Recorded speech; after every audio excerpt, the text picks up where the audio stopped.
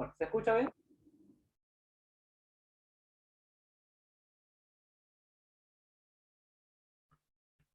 ¿Se escucha bien, chicos? Sí, Sí, profe. profe. ¿Será que puede repetir, por favor, lo Sí, último que Mariana, estaba se escucha diciendo? perfecto. Bien. Les decía que no todos los pacientes llegan a esta segunda etapa. ¿Por qué?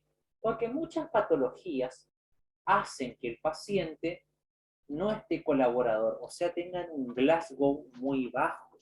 Puede tener buena fuerza de oxígeno, sí, pero bueno, tiene un Glasgow de 6, de 4, de 13, de 10, bajísimo. Por ejemplo, los ACV de tronco, o aquellas personas que sufren patologías en las cuales no tienen una suficiente fuerza muscular, por ejemplo, los neuromusculares, ¿sí?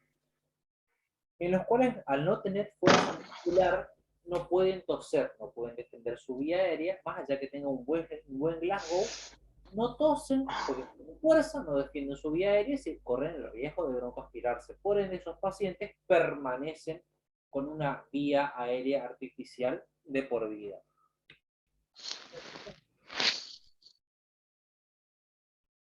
Muy bien, y estos son los índices predictivos, ¿sí? Yo los puse para que ustedes sepan que existe el índice TOIMPI, MAXP, MAXP01.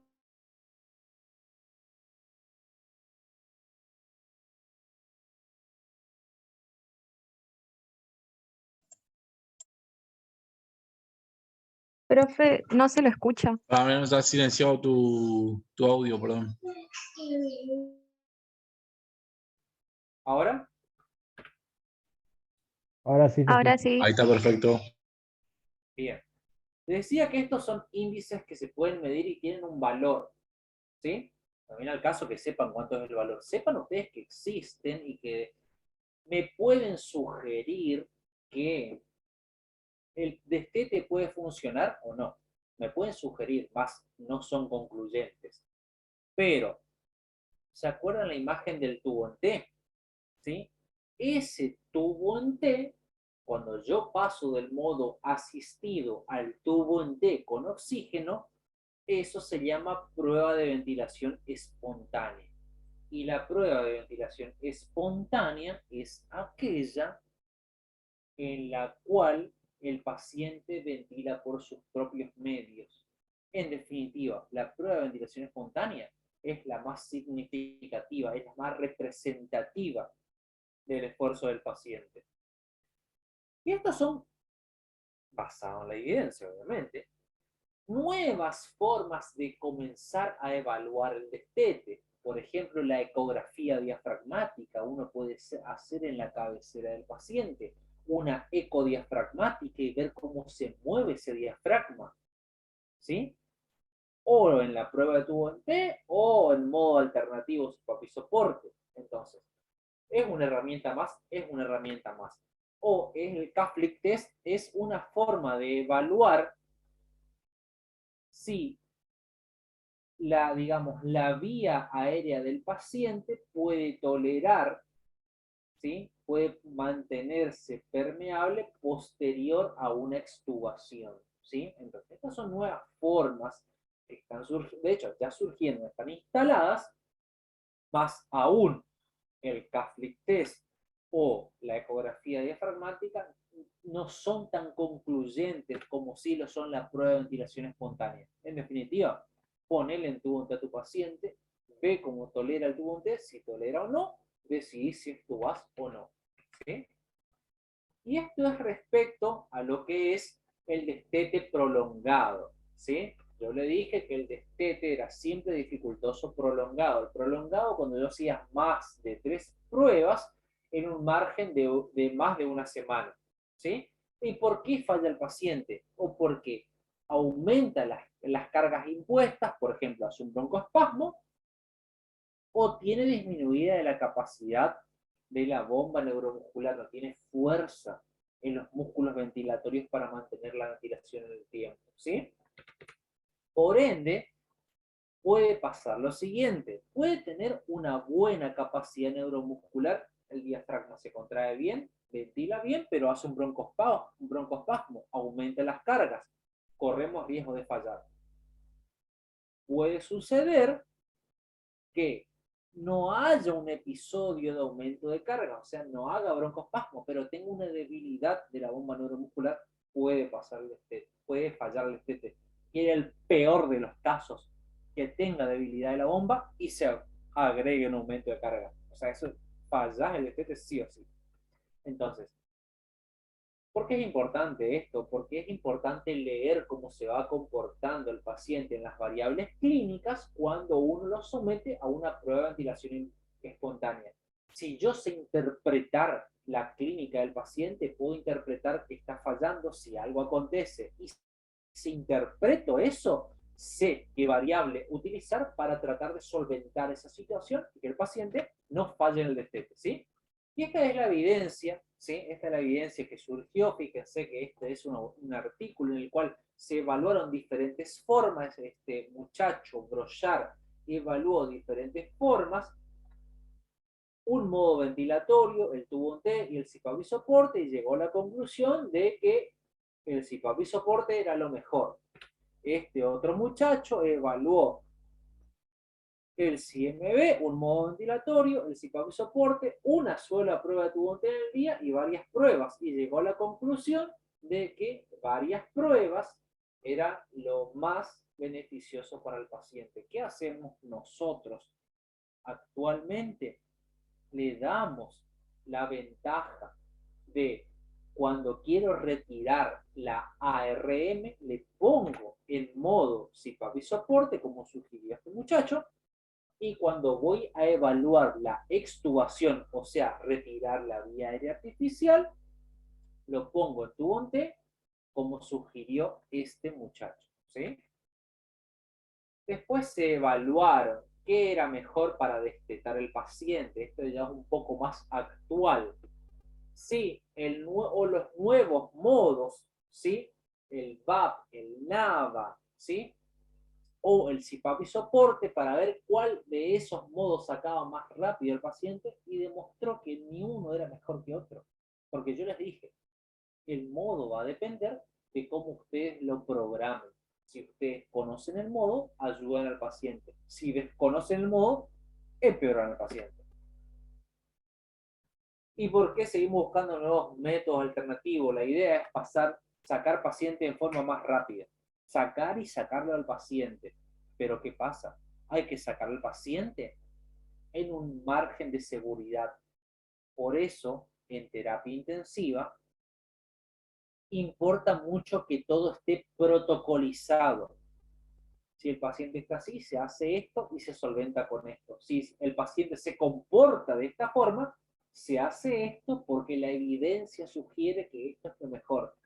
Protocolos. Se trabaja en forma protocolizada de acuerdo a lo que sugiere la evidencia, y como les dije, es un trabajo en conjunto. Médicos, enfermeros, kinesiólogos. Por eso, el destete es un proceso muy artesanal en el cual hay que ir haciendo ajustes de acuerdo a cómo se va comportando el paciente, ¿sí? Pero todo se hace en base a lo que se sugiere o lo que sugiere la evidencia científica. Y aclaro, la evidencia científica no es que te dice esto es lo mejor, hace esto sí o sí. ¿Es importante? Sí.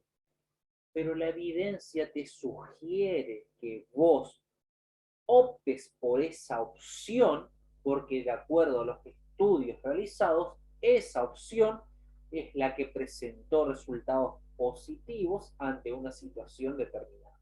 ¿Sí? ¿Se entiende? Sí, profe. Preguntas. Preguntas. Profe, tengo una consulta. Sí. Yo tenía entendido, porque vi un video, que en cuanto a los dos pasos del destete, en el primer paso se realiza la evaluación diaria de la aptitud, donde ahí están los criterios de estabilidad, y en el segundo paso, como usted dijo, empieza el retiro de la vía aérea, pero que acá en el segundo paso, digamos, es donde entran los métodos de interrupción con el tubo T, la presión de soporte. Quería saber si esto varía según la bibliografía, según los profesionales o el criterio de cada uno. Primero, lo que te dice la bibliografía es que tenés que respetar las dos etapas, ¿sí? O sea, retiro de la ARM y retiro de la vía artificial. Para cada etapa vos tenés criterios, objetivos a cumplir, ¿sí? Ahora, ¿cómo vos haces el retiro de la ARM? ¿Cómo haces el retiro de la vía artificial? Si lo haces de una o lo haces en forma paulatina, la evidencia te sugiere que si el destete se complica un poco, retirarlo en forma paulatina, o la ARM o el tubo en T, ¿sí? Ahora, cada institución maneja su propio protocolo, pero todo se mueve en ese hilo común, ¿sí? Retiro de Ah, la ARM, retiro de la vía artificial. Por ahí alguna institución, y bueno, te agrega un índice más, o te mide una cosa menos, bueno, varía detallecitos, pero todas siguen ese eje común, retiro de la ARM, retiro de la vía artificial. Por claro, gracias, profe. Esa era mi duda porque lo había leído en la bibliografía, pero estuve mirando otros videos y como que mientras siempre siga el hilo, no importa qué se haga primero, qué se haga después, digamos, o sea, que los criterios de cada uno. Y importa si en realidad que se hace primero que se hace después, porque primero es Claro, sacar me refiero a que siempre, mientras se respete el primer y segundo paso, los criterios que cada uno tome totalmente. está bien, digamos. Hay pacientes que te dejan sacar, por ejemplo, un postoperatorio de cirugía cardiovascular que entra, se opera, y en el postoperatorio y no debes tener mayores inconvenientes. Generalmente los postoperatorios salen rápido, ¿sí? De la ARM, capaz en 1 o 2 intentos ya lo sacás. Lo sacás de la ARM y lo sacás de la vía artificial. Pasa. Hay patologías que te obligan a trabajar en el contexto del destete prolongado. Por ejemplo, el Guillain-Barré, una patología neuromuscular, ¿sí? A ver, hace un mes, se va a cumplir un mes, ¿sí? Que lo sacamos a un nene, a Lautaro, hizo su cuadro de Guillain-Barré, cuando tuvo criterios de destete, el Guillain-Barré te da la posibilidad de recuperar la fuerza. Pero para eso hay que entrenar al paciente. Y entre pasar de modo controlado a modo asistido, nos llevó 4 semanas. De pasar el modo asistido al tubo en T, nos llevó otras 4 semanas. Entonces, y llegamos a la extubación, a la decanulación del paciente, porque fue una tráquea y después lo decanulamos. Cumplimos las dos etapas, retiro de la renta, retiro de la vía artificial, pero nos manejamos en el contexto del destete dificultoso, porque tardamos más de una semana con más de una prueba, para RM o para vía artificial. Bien, ¿alguna otra pregunta? Gracias, profe. Bien. Bueno, si no hay otra pregunta, vamos a pasar la última charla.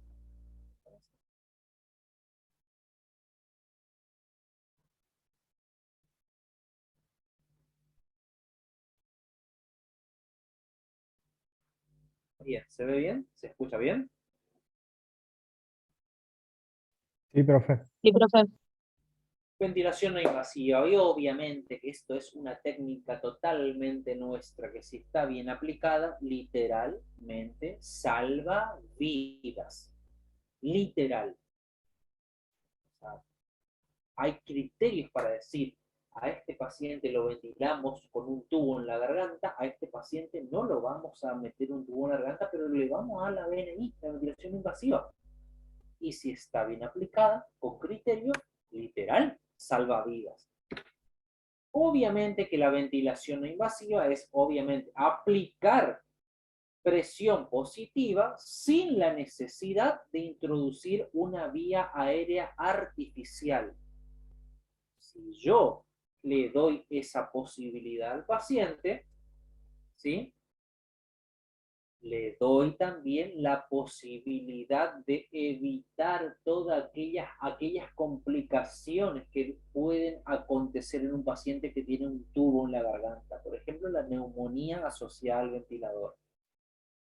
Entonces, la ventilación no invasiva se basa en aplicar presión positiva mediante una máscara, una interfaz, ¿sí?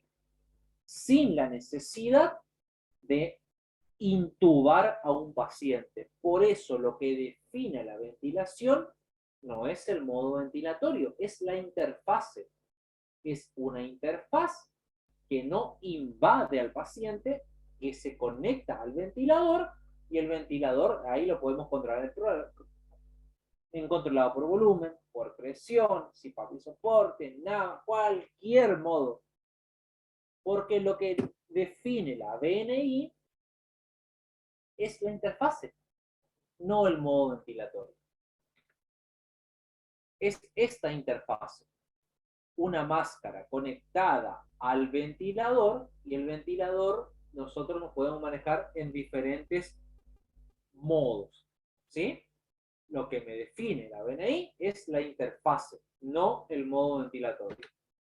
Ahora, estas son las ventajas, porque obviamente si yo pongo a un paciente en BNI, no invado la vía aérea, no corre riesgos de infectarse, ¿sí?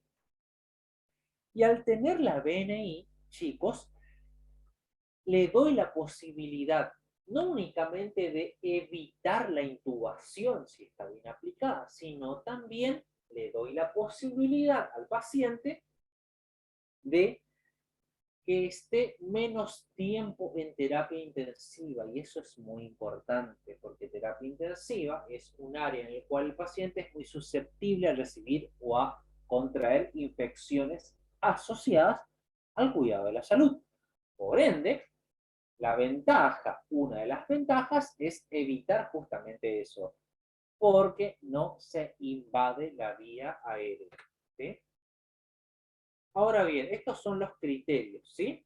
Tenemos criterios para aplicar BNI, obviamente, porque es muy importante la BNI en respecto a qué pacientes les voy a aplicar. No es para todos, no es para cualquier paciente. Por empezar, que necesito que el paciente esté colaborador, ¿sí? Y por otro punto, necesito que la patología de base le lleve a una insuficiencia respiratoria ventilatoria moderada a grave. Si la insuficiencia respiratoria ventilatoria es leve, y yo le pongo una máscara de oxígeno, un reservorio, una bigotera, y con eso ya solvento. Eso no es BNI, para nada.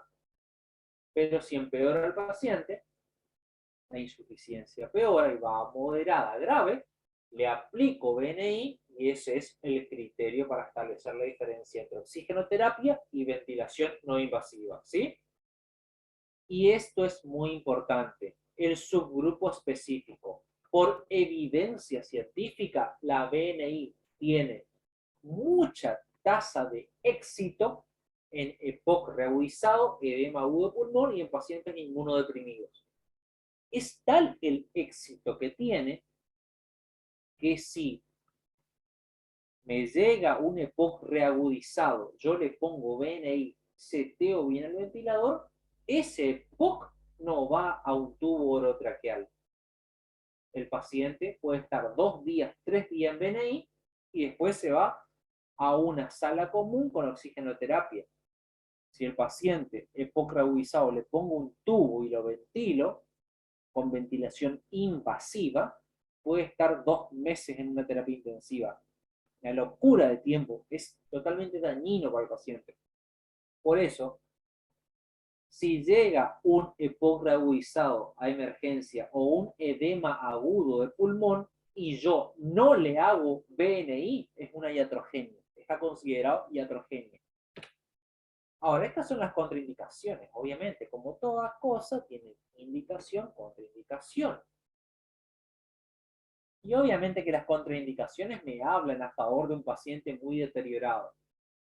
Paro, deterioro sensorio, inestabilidad hemodinámica. Mientras más grave esté el paciente, mientras más grave sea el cuadro clínico, hay menos posibilidades que el paciente mantenga su ventilación, o con BNI, o con oxígeno, o lo que fuese. En definitiva, más grave es el cuadro del paciente, es más a favor la balanza de intubar y ventilar en forma invasiva, ¿sí? Entonces, por eso es importante seleccionar bien a quién le voy a poner BNI. ¿Sí? Y estas son las interfaces que hay. ¿Sí? Las interfaces son las formas que van adaptadas a las caras del paciente la presión positiva desde el ventilador. Esta es una máscara oronasal, una nasal, una total face y un helmet, un casco. ¿Sí? Independientemente de la interfase, pues se puede elegir cualquiera, mientras el paciente tenga confort y esté adaptado, cualquier interfaz sirve. Ahora, esta interfaz va conectada por una tubuladura a un equipo de presión, a un ventilador. El ventilador puede ser portátil o los ventiladores de terapia intensiva. Obviamente que los ventiladores de terapia intensiva son más completos. ¿Por qué? Porque yo manejo mayor cantidad de variables. Y al manejar mayor cantidad de variables, aseguro una ventilación idónea, más segura, más correcta a las necesidades del paciente. Con el portátil, y es muy común que los pacientes que van a su casa con una BNI vayan con un equipo portátil, pero nosotros en terapia en emergencia utilizamos BNI mediante ventiladores de terapia intensiva. Los clásicos. Este equipito estamos para la casa, ¿sí? Obviamente que hay criterios para decir, a este paciente le metemos este, a este paciente le metemos este. Este obviamente es mucho más completo, más complejo, pero más seguro. Y la BNI le puede dar ayuda inspiratoria y ayuda expiratoria. Obviamente que la ayuda inspiratoria es para que favorezca la entrada de aire y la ayuda expiratoria me favorece a que los alvéolos se mantengan abiertos o semiabiertos, o en el mínimo de los casos no se colapsen. ¿Sí? Por eso, tanto los equipos portátiles como los de terapia intensiva me dan la posibilidad de ayudar en la parte inspiratoria como expiratoria. ¿Sí? Ahora, desde el punto de vista de terapia intensiva ya es esto, ¿sí? Si viene un paciente EPOC reagudizado y le coloco BNI, ¿sí? Si el paciente responde bien, fíjense, disminuye los accesorios, mejora el patrón, mejora la saturometría, disminuye la frecuencia respiratoria, se acomoda la parte hemodinámica. Variables clínicas en la cabecera del paciente. Pero el criterio para decir el paciente respondió a la BNI es sacar una muestra de sangre arterial y ver el pH y la CO2 a la hora. El paciente ingresa, le ponemos BNI, le sacamos una muestra de sangre. A la hora repetimos la misma muestra de sangre, le sacamos sangre y vemos si mejoró estos parámetros. Si mejoró estos parámetros, responde a la BNI. Si no mejoró, y va muy de la mano que el paciente no mejore esto, no mejore la parte clínica, y bueno, BNI no es para vos, intubación, ventilación invasiva. El EPOC, ¿sí? Es una de las poblaciones más estudiadas. ¿Por qué? Porque el EPOC, sobre todo el EPOC reagudizado que le ponemos BNI, disminuye la tasa de intubación. Si disminuye la tasa de intubación, disminuye la tasa de mortalidad. Por eso, el paciente EPOC reagudizado, sí o sí, BNI. Lo mismo el edema agudo de pulmón, totalmente. ¿Por qué? Porque en el edema agudo de pulmón, la BNI ayuda a mantener los alvéolos abiertos o semiabiertos, ¿sí? Cosa que el intercambio gaseoso mejore, ¿sí? Mientras se le pone una furosemida, un nitrocrucer de sodio, etcétera, etcétera, ¿sí? Y esta es otro capítulo totalmente aparte y apasionante, que es la BNI en el destete. Muchas veces cuando extubamos a un paciente, retiramos la vía artificial, por ahí el paciente presenta cierta dificultad posterior a la extubación de respirar y o ventilar.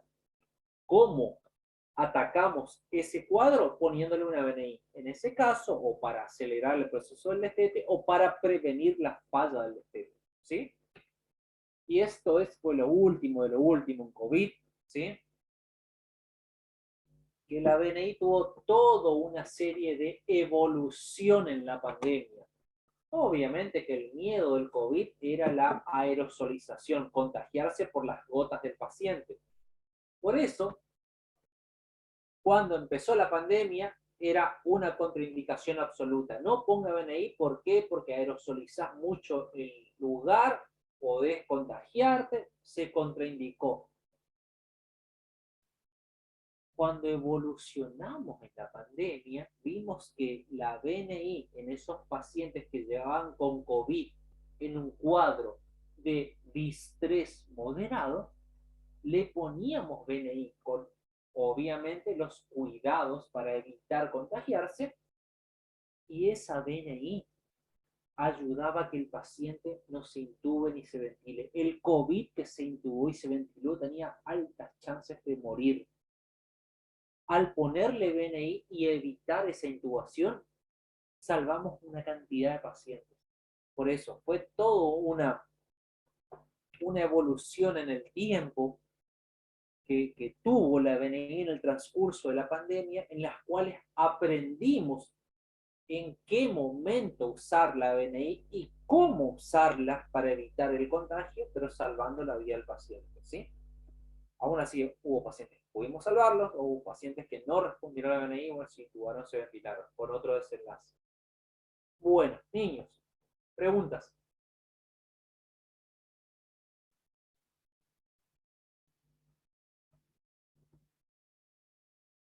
¿Vieron alguna vez alguna BNI?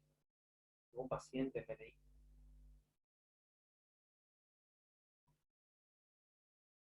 Es totalmente vertiginosa la adrenalina que te da hacerle la BNI a un EPOC que le falta el aire, que se ahoga, que literal se ahoga. Ponerle BNI, broncodilatadores, PAF, nebulizarlo, y que a la hora ese paciente esté tranquilo, buena saturometría, más relajado, no tiene precio. O sea, aplicar BNI y tener la posibilidad de que por esa interferencia el paciente no se muera es una cosa de locos. Bueno, niños, preguntas. ¿No hay preguntas? No, profe. Bien. Julito, ¿estás por ahí? Voy a hacer estos días, obviamente que después le voy a pasar